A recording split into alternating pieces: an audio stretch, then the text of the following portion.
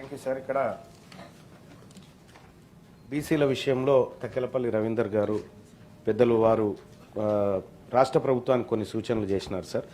రాష్ట్ర ప్రభుత్వం కూడా సరైన చర్యలు చేపడతామనేటువంటి ఒక మాట చెప్పింది సార్. గత అనుభవం ఒకటి చిన్నది ఉంది సార్, దాన్ని చెప్తాను సార్. దయచేసి 2014 నుంచి 24 వరకు సార్ దాదాపు ఈ 17 ఉన్నాయి సార్ నా దగ్గర. బీసీ హాస్టల్స్కి సంబంధించి 3,915 కోట్లు కేటాయిస్తే సార్ ఖర్చు చేసినాయి 2,914 కోట్లు సార్.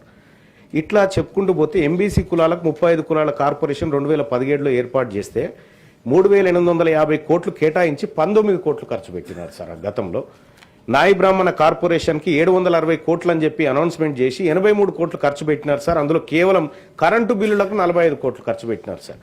అలాగే వడ్డెర కార్పొరేషన్కు 70 కోట్లు అని చెప్పి పెట్టినారు సార్. కేవలం 17 కోట్ల రూపాయలు ఖర్చు పెట్టినారు సార్. గతంలో జరిగిన అనుభవం సార్ మాకు.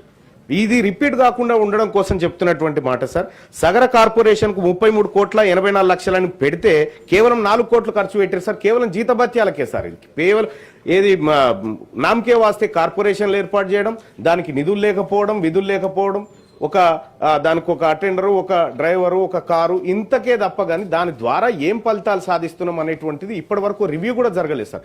గత 10 ఏళ్ల అనుభవాన్ని చూసుకుంటే సార్ ఇక్కడ రజక కార్పొరేషన్కు 841 కోట్లు కేటాయించడం గత ప్రభుత్వం చెప్పింది సార్. ఖర్చు పెట్టింది 111 కోట్లు అయితే 75 కోట్ల 80 లక్షలు కేవలం కరెంటు బిల్లులు సార్. ఇంకా రజకులను ఉద్ధరించడానికి ఇక్కడ చేసిన గొప్ప కార్యక్రమాలు ఏం కనిపించట్లేదు సార్.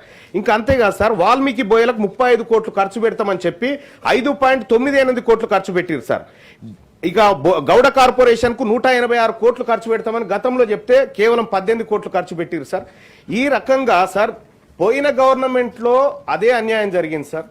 ఈసారి ఉన్నటువంటి కాంగ్రెస్ పార్టీ ప్రభుత్వం దయచేసి 14 to 24 డేటా చెప్తున్నా, అంతకంటే ముందు ఇంకా ఆయన తగ్గతి లేదు.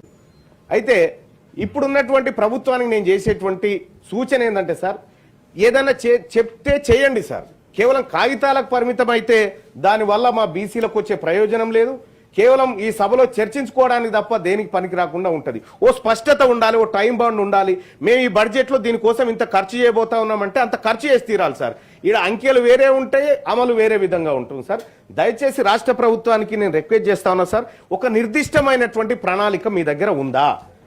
ఇంత కేటాయింపు జరిగితే ఇంత ఖర్చు చేయబోతున్నాం, ఖర్చు చేయకపోతే ఈ నిధులను వచ్చేసారికి బదలాయించేటువంటి సప్లాన్ విధానం ఏమన్నా మీ దగ్గర ఉందా? దయచేసి ప్రభుత్వాన్ని తమ ద్వారా అడుగుతా ఉన్నాను సార్.